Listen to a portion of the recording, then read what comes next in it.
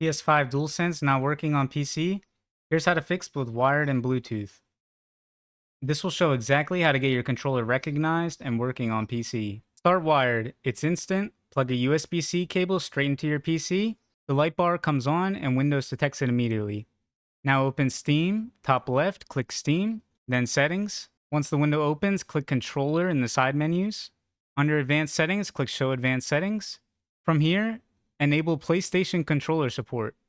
This lets Steam read it as a PlayStation pad. Once that's on, your controller appears under Detected Controllers as DualSense Wireless Controller. Now Bluetooth. First, hold the PS button until the lights go off, then unplug the cable.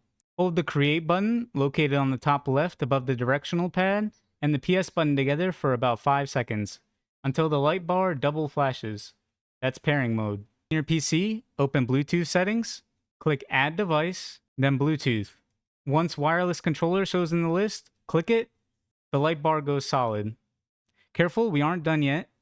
If the controller never shows up, the Bluetooth driver is blocking it.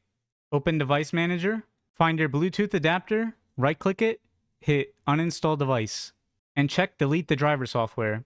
This wipes the driver so Windows can install a clean one, restart your PC, and wait through the reboot. The new driver loads automatically, then pair again, and back in Steam, flip on PlayStation controller support the same way.